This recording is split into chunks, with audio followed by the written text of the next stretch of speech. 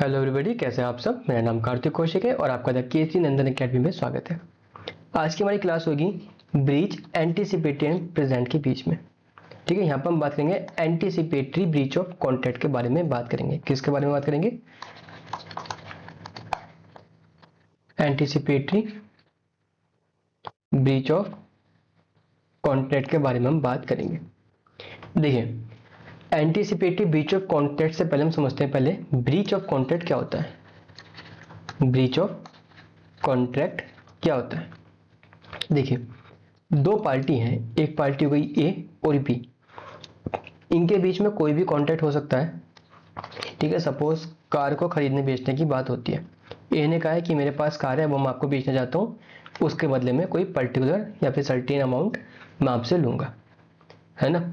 तो क्या होता है, यहाँ पे ए ने एक ऑफर रखा, जिस ऑफर को बी ने क्या करा, इसको स्वीकार कर लिया, उसको एक्सेप्ट कर लिया। अब क्या हो गया, जब ऑफर स्वीकार हो जाता है और उनके बीच में कंसिडरेशन होता है। क्या कंसिडरेशन होता है? बी को मिलेगी कार और ए को मिलेगा उसका अमाउंट। तो जब कोई भी ऑफर एक्सेप्ट होता है तो क्या बन जाता है? वो बन जाता है प्रॉमिस। ठीक है, offer plus acceptance equals to promise, है ना। तो यहाँ पे ए अपने प्रॉमिस से बंध गया है। क्या प्रॉमिस है ए का? कि मैं पेमेंट के बदले आपको कार दूंगा। ठीक है, और बी क्या किस प्रॉमिस से बन गया है? कि मैं कार के बदले आपको पेमेंट दूंगा।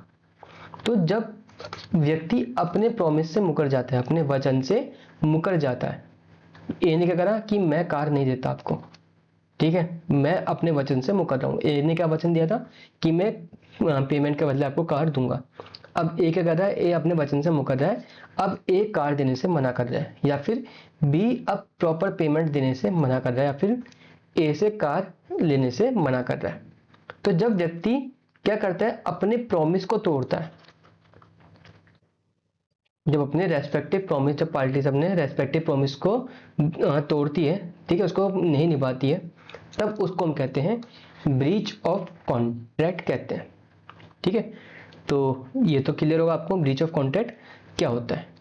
अब हम बात करेंगे एंटीसिपेटरी ब्रीच ऑफ कॉन्ट्रैक्ट। ठीक है, एंटीसिपेटरी ब्रीच ऑफ कॉन्ट्रैक्ट क्या होता है, उसको हम एग्जाम्पल से समझाते हैं आपको। ए ने बी से बात करी कि मैं आपको कार डिलीवर करूंगा। ए ने कहा मैं आपको कार दूंगा, उसके बदले मैं 2 लाख रुपीस लूंगा।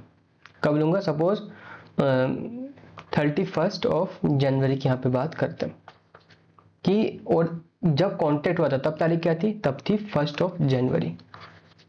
ठीक है, 1 जनवरी को वहां पे कॉन्ट्रैक्ट हुआ कि हम 31 तारीख को क्या करेंगे, इस मेरे पास कार है वो मैं आपको दे दूंगा और उसके बदले में आपसे 2 लाख रुपए ले लूंगा। ठीक है, अब 31 तारीख आ जाती है। अब बी कहता है कि लाओ कार दो, वो पेमेंट पकड़ो। तो क्या कहता है, ए मना कर देता है कि नहीं, मैं आपको कार नहीं दे रहा हूं। या फिर ए जाता है बी के पास 31 तारीख को कि भाई हमने आपस में कॉन्ट्रैक्ट किया था कि 31 तारीख को कार को खरीदने बेचने की हम वहाँ पे जब प्रोसीडिंग कर लेंगे पूरी, तो मैं कार लेकर आया हूँ, मुझे उसके बदले पेमेंट कर दो। तो वहाँ पे बी मना कर देता है कि भाई मैं आपकी कार नहीं ले रहा हूँ। तो कोई भी पार्टी अपने प्रॉमिस से मुकर रही है तो वो क्या होता है, वो आपका ब्रीच होता है। ठीक है, ये आपका क्या, ब्रीच ऑफ कॉन्ट्रैक्ट। अब हम बात करें एंटीसिपेटरी ब्रीच ऑफ कॉन्ट्रैक्ट। तो देखिए, इस कॉन्ट्रैक्ट में जो कॉन्ट्रैक्ट परफॉर्म होना था वो कब होना था? वो 31 तारीख को वहां पे परफॉर्म होना था। ठीक है, अब यहाँ पे ए क्या कहता है, 15 तारीख को 15 जनवरी को क्या कहता है कि भाई मैं आपको अपनी कार नहीं दूंगा, मुझे अपनी कार नहीं बेचनी आपको। या फिर बी कहता है कि भाई मैं इस कार के 2 लाख रुपए नहीं दूंगा, नहीं मैं आपकी कार ले रहा हूं, है ना। तो क्या हो गया, कॉन्ट्रैक्ट कब परफॉर्म होना था? कॉन्ट्रैक्ट परफॉर्म होना था 31 तारीख को। देखिए, ऐसा हो सकता था कि बाद में इनका फिर से मन बदल जाए, कि बाद में भले ये कह देते कि चलो ठीक है कॉन्ट्रैक्ट परफॉर्म कर लेते हैं, कार के बदले 2 लाख रुपए ले लेना। तो बट क्या हुआ, इस तारीख से पहले ही क्या करा इन्होंने, इस कॉन्ट्रैक्ट को खत्म करने की यहाँ पे बात की है। तो जब जब ड्यू डेट होता है, जब किसी भी कॉन्ट्रैक्ट को परफॉर्म करने की जो ड्यू डेट होती है, जब जिस तारीख को जो है कॉन्ट्रैक्ट परफॉर्म होना होता है, संविदा परफॉर्म होनी होती है, जब उस तारीख से पहले ही उसको तोड़ दिया जाए, ठीक है, तो उसको हम कहते हैं एंटीसिपेटरी ब्रीच ऑफ कॉन्ट्रैक्ट, उसको हम कहते हैं, है ना। ये कहता है an anticipatory breach of contract occurs when a party before the agreed performance date, कि जब डेट परफॉर्म करने के लिए हमने निर्धारित किया था कि इस तारीख को हम कॉन्ट्रैक्ट परफॉर्म करेंगे, निभाएंगे, clearly communicates their intention not to fulfil their obligation, और वो पार्टी क्या करती है, वो पहले ही क्लियरली बता देती है कि मैं अपने प्रॉमिस को परफॉर्म नहीं करूंगा, ठीक है, मुझे कॉन्ट्रैक्ट परफॉर्म नहीं करना है, मैं कॉन्ट्रैक्ट खत्म करना चाहता हूँ। In contrast, an actual breach happens when a party fails to perform their obligation at the agreed upon time or during performance period. तो जो एक्चुअल में ब्रीच होता है वो भले ही 31 तारीख को हो, कि जब तक 31 तारीख ना आए तब तक कॉन्ट्रैक्ट को ब्रीच नहीं मानना चाहिए। एक्चुअल ब्रीच जो हो रहा है वो कब हो रहा है, वो 31 तारीख को हो रहा है, बट पार्टीज जो इंटेंशन दिखा रही है, अपनी जो मंशा दिखा रही है, वो पहले ही दिखा दे रही है कि भैया हमें कॉन्ट्रैक्ट परफॉर्म नहीं करना है, ठीक है। तो जब पार्टी पहले ही ऐसी इंटेंशन दिखाती है कि मुझे अपना कॉन्ट्रैक्ट परफॉर्म नहीं करना है, क्लियरली बता देती है कि मैं नहीं करूंगी अपनी परफॉर्मेंस, ठीक है, तो वो क्या होता है, वो आपका एंटीसिपेटरी ब्रीच ऑफ कॉन्ट्रैक्ट होता है। ये कहता है a breach date occurs before the actual performance date, तो जब वो कॉन्ट्रैक्ट एक्चुअली परफॉर्म होना था, जब उससे पहले ही ब्रीच हो लिया जाता है, तो उसको एंटीसिपेटरी ब्रीच कहते हैं, ठीक है। तो ये पूरा ये कहता है, तो यहां से आपको क्लियर होगा कि एंटीसिपेटरी ब्रीच ऑफ कॉन्ट्रैक्ट क्या होता है, ठीक है। एग्जांपल यह है कि a supplier inform a buyer that they will not be able to deliver goods by the agree date even though the delivery date is still in future, ठीक है। बहुत अच्छा एग्जांपल है, जैसे कि आप अभी ऑनलाइन शॉपिंग करते हो, ठीक है, अब आपने ऑर्डर लगाया, ठीक है, ऑर्डर लगाया, उसकी जो डिलीवरी होनी थी, सपोज वहां पे 5 दिन बाद वहां पे डिलीवरी दिखा रहा है, बट उस 5 दिन पहले से क्या होता है, वहां पर आपका ऑर्डर कैंसिल कर दिया जाता है कि भाई अब आपका ऑर्डर जो है नहीं दिया, डिलीवर किया जा सकता, ठीक है। तो डेट क्या थी वहां पे, 5 तारीख को आपने लगाया था, जैसे कि आपने कहीं कहीं वो होता है कि वहां पे टाइमर लगाते हो कि मुझको जो ये प्रोडक्ट चाहिए मेरे को आज नहीं, मेरे को इस पर्टिकुलर डेट पे चाहिए, ठीक है। तो वहां पे क्या होता है, वहां पे उस डेट से पहले ही क्या होता है, एक बार कॉन्टैक्ट तो हो गया कि ठीक है हम आपको इस तारीख में ये गुड्स डिलीवर कर देंगे, बट बाद में वो मना कर देते कि हम आपको गुड डिलीवर नहीं कर पाएंगे, तो वो क्या होता है, आपका एंटीसिपेटरी ब्रीच ऑफ कॉन्ट्रैक्ट होता है। जैसे कि आप जो ये जो ओला उबर होती हैं, ठीक है, या फिर ठीक है ये जो आपकी सर्विसेज होती हैं, तो वहां पे क्या होता है, वहां पे आप बुक करते हो टैक्सी, ठीक है। अब टैक्सी बुक करते हो, वहां पे वो बुकिंग एक्सेप्ट कर लेता है, बट बाद में उसको कैंसिल कर देता है बिफोर, ठीक है, सर्विंग यू देयर सर्विस। तो वहां पे क्या होता है, वहां पे यहाँ पे भी जो आपका एंटीसिपेटरी ब्रीच माना जाता है, ठीक है। टैक्सी आने से पहले क्या कर देती है, वहां पे उसको कैंसिल कर देती है, ठीक है। तो कॉन्सिक्वेंसेज क्या होते हैं इसके, the non breaching party can immediately treat the contract as breach, seek damage and potentially find alternative supplier. तो जो दूसरी पार्टी है, जो नॉन ब्रीचिंग पार्टी है, वो क्या कर सकती है, उसके बाद क्या क्या रेमेडी होती है, वो उस कॉन्ट्रैक्ट को इमीडिएटली ब्रीच कंसिडर कर सकती है, कि जैसी पार्टी ने मना किया तो वो उसको ब्रीच ऑफ कॉन्ट्रैक्ट कंसिडर कर सकती है, उसके लिए हर्जाना भी ले सकती है, डैमेजेस ले सकती है, और जो है वो अल्टरनेटिव सप्लायर भी ढूंढ सकती है, ठीक है। अब सपोज क्या हो गया, ए ने टैक्सी बुक करी, ए ने क्या बुक करी, टैक्सी बुक करी, अब बुक हो गई टैक्सी, उसके बाद क्या हुआ, टैक्सी ड्राइवर ने उसको मना कर दिया कि मैं जो हूँ आपको जो है सर्विस नहीं दे पाऊंगा, मैं आपको आपके डेस्टिनेशन तक नहीं छोड़ पाऊंगा। तो ए क्या कंसिडर करेगा, ए कंसिडर करेगा उसे ब्रीच कंसिडर करेगा। अब ए क्या करेगा, ए दूसरी टैक्सी ले लेगा, ठीक है। अब उसके बाद ऐसा नहीं होगा कि टैक्सी ड्राइवर वाला पहुंच जाएगा कि हाँ क्यों हमारी बात हुई थी, अब मैं आपको जो है आपके घर तक छोड़ दूंगा, अब आपको मेरी टैक्सी यूज करनी पड़ेगी, क्यों, क्योंकि हमारे बीच में थ्रू ऐप क्या हो गया था, वहां पे कॉन्टैक्ट हो चुका था, बट यहाँ पे ए लायबल नहीं है उसकी टैक्सी में जाने के लिए। क्यों? क्योंकि ए टैक्सी ने क्या किया था, वहाँ पे एंटीसिपेटरी ब्रीच कर दिया था। अब यहाँ पे ए ने क्या किया, ए ने अपना अल्टरनेटिव वहाँ पे ऑप्शन ऑप्ट कर लिया है। ठीक है, तो अब ए जो है इस टैक्सी में जाएगा। ठीक है, तो यहाँ पे कहता है, आगे बढ़ते हैं। Options for non breaching party. ठीक है, इसको हम देखते हैं वही। Anticipatory breach, the non breaching party can immediately take action while in actual breach they may need to wait for the performance date। अब देखिए, जब एंटीसिपेटरी ब्रीच की हम बात करते हैं, ठीक है, तो वहां पे क्या होता है, वहां पे पार्टी इमीडिएटली एक्शन ले सकती है। जैसे ही एंटीसिपेटरी ब्रीच हुआ, पार्टी तुरंत एक्शन ले सकती है, वहां से उससे कंपनसेशन मांग सकती है या फिर वो अल्टरनेटिव भी ढूंढ सकती है।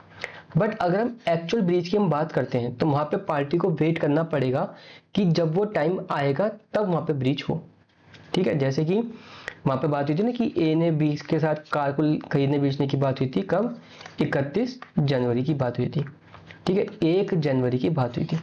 तो एंटीसिपेटरी बीच में कभी भी हो सकता है, या तो ए मना कर दे अपनी कार बेचने से, या फिर बी मना कर दे उसकी कार लेने से, पेमेंट करने से। तो जो इस टाइम के बीच में होता है वो होता है आपका एंटीसिपेटरी ब्रीच। ठीक है, अब सपोज यहां पे किसी पार्टी ने भी मना नहीं किया। ठीक है, जब 31 तारीख आई, अब उसके बाद जब ए कार लेके गया, तो उस तारीख में जो है बी ने कार को लेने से मना कर दिया, फिर बी कार लेने गया तो ए ने कार देने से मना कर दिया। तो जो उस तारीख के बाद हुआ है, तो वो होता है एक्चुअल ब्रीच।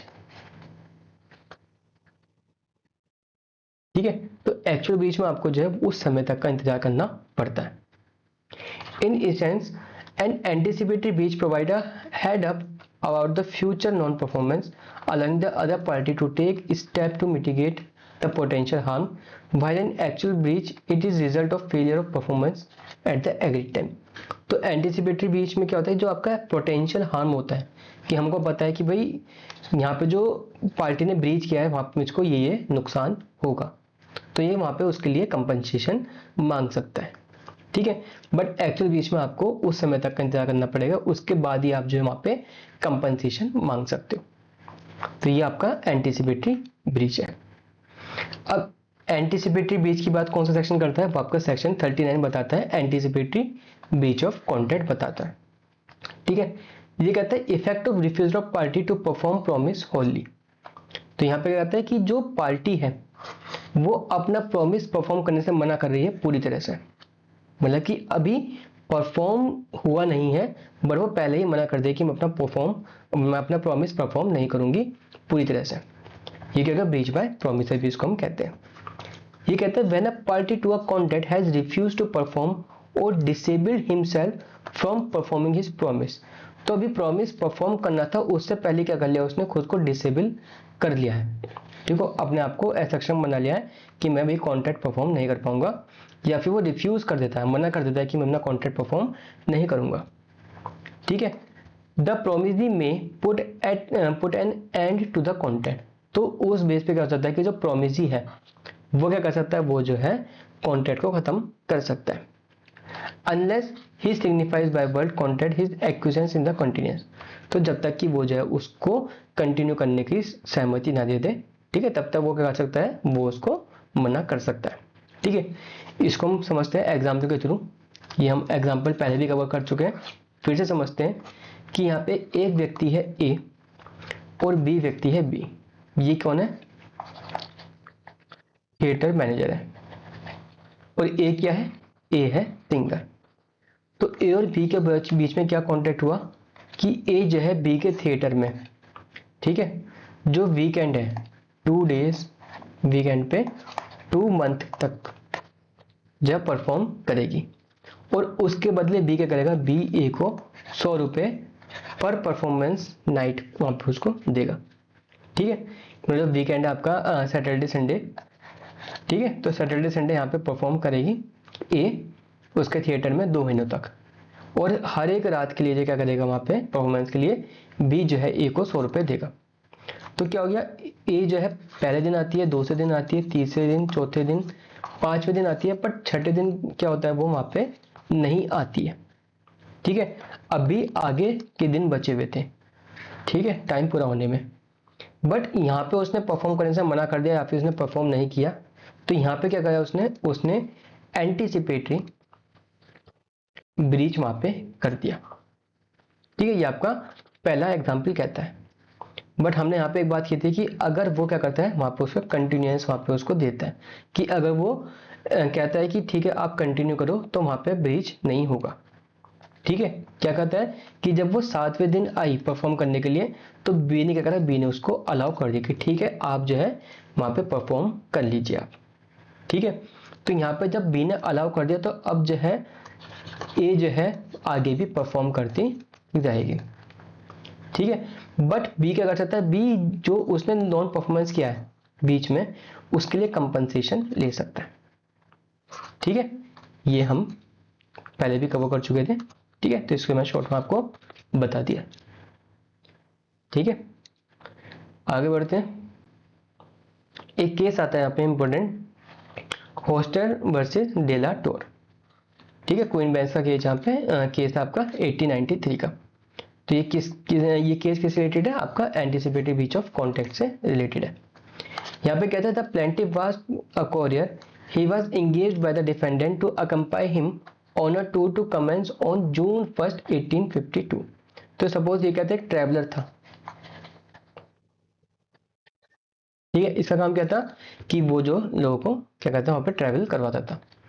तो इसका जो है किसी के साथ, बी के साथ कॉन्टेक्ट हुआ, क्या कब का हुआ, जून 1, 1852 का यहाँ पे कॉन्टेक्ट हुआ कि मैं इस तारीख में आपको ट्रैवल करवाऊंगा।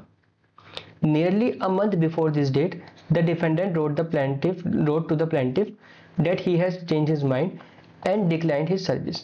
तो क्या हो गया, इस तारीख से एक महीने पहले क्या करा, जो ट्रैवलर वाले ने बी को कॉन्टैक्ट किया, कहा कि भाई मैं आपको जो है सर्विस नहीं दे सकता हूँ, मैं ये कॉन्टैक्ट खत्म करता हूँ।